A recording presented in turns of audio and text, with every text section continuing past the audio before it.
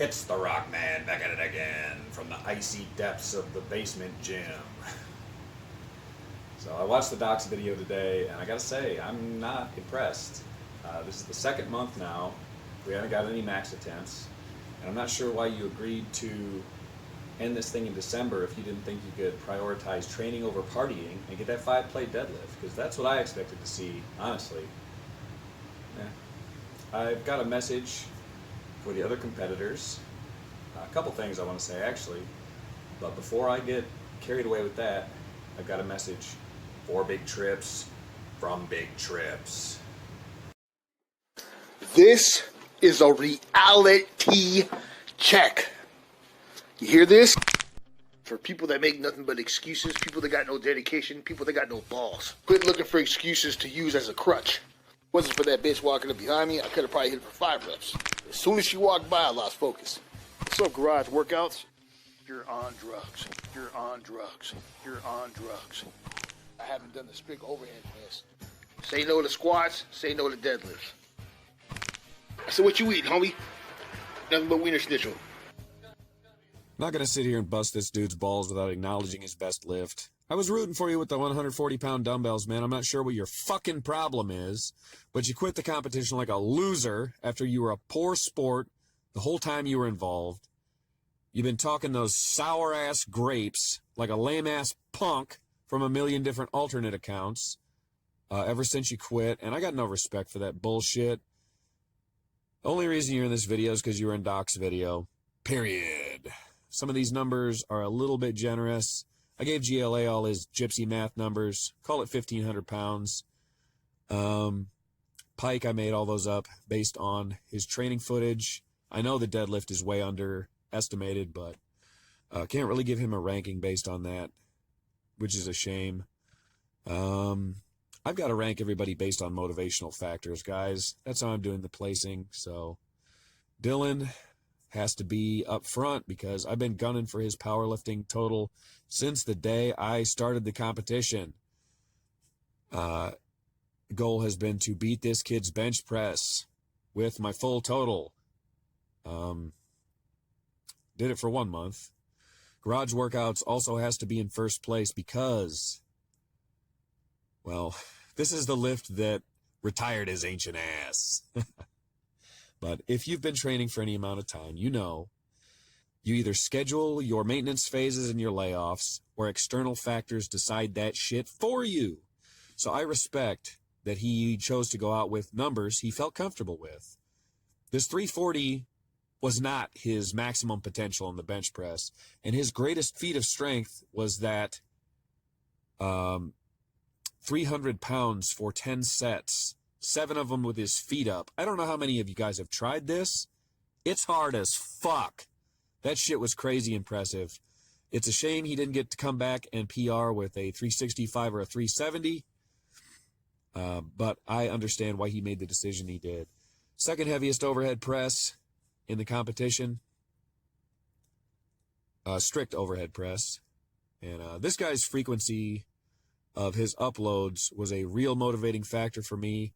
When I started to get sick in October, and I've had pneumonia a couple times now, I've pushed through all of it to hit new PRs, and that's largely due to the frequency of this guy's uploads.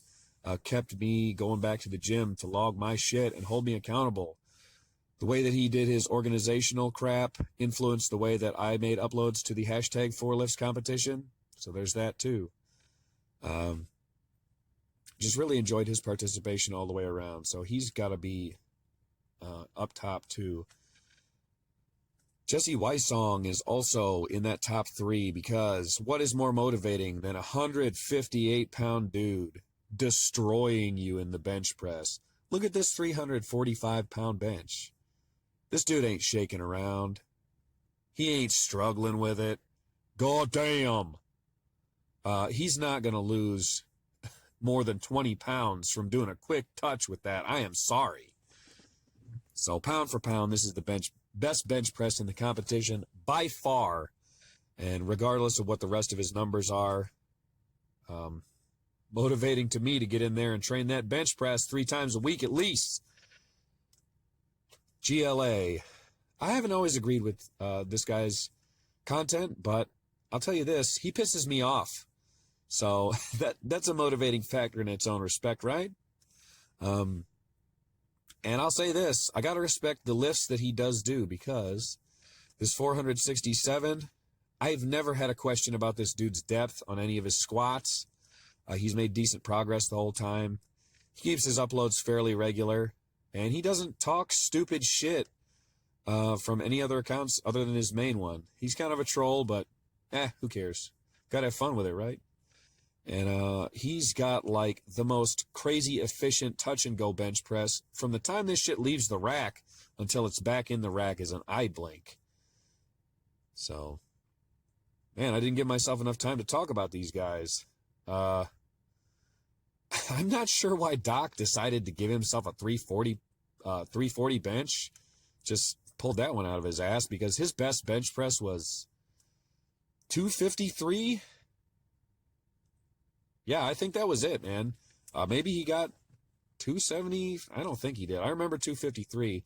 I thought that his overhead press was closer to like 210, 215, but I guess not. So I can't find that one either. This squat was very respectable. I know that there's a lot of hard-ass work behind that one, bro. I had respect on the squat, but I think this is why Dylan is so pissed off right here. So his bench press is heavier than your best lift. And, man, I was cracking up when I saw him call you a cunt head in the fucking comment section. I mean, what is just such a bizarre fucking thing to say. But yeah, man, it's a shame you couldn't pull your shit together and quit partying for a couple weeks and get a 5-plate deadlift. I guess I should probably wrap it up, post everybody's numbers back on the screen, and say everyone who's been involved has been a huge motivating factor to my training, and I take my shit pretty seriously. So I hope I've been a positive influence to yours. The 555 squat, that's a lifetime PR. The strict overhead press was a lifetime PR, though probably just. And I never thought I would see these numbers on the bench press again, so that's cool. Only reason I did the strict overhead press was I knew I couldn't push my powerlifting total any higher last month, so I went for it. And I guess that's some of the spice that has made it so enjoyable for me, is forcing me out of my comfort zone with some of these lifts. I gotta say to Doc, thanks for hanging with it, man. I haven't always agreed with your uploads, but mad respect anyway. So I got one more thing to comment about, and that is the cliche joke of the steroid use.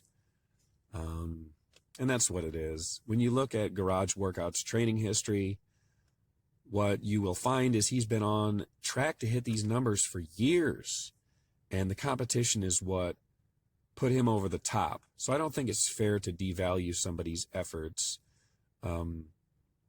with the mask you're using to hide your own insecurities, okay? It's just putting your ignorance on a multitude of topics on display. So you're not doing anybody any favors with that stupid shit. Garage Workouts gave you all the time you needed to pass him up, but you couldn't do it because you were too busy fucking around with Superman's power team and perfecting your audition tape for the Church of Mark Steubing so you could join the freak show and get more views. That's all I got. Keep training strong. Thanks for watching.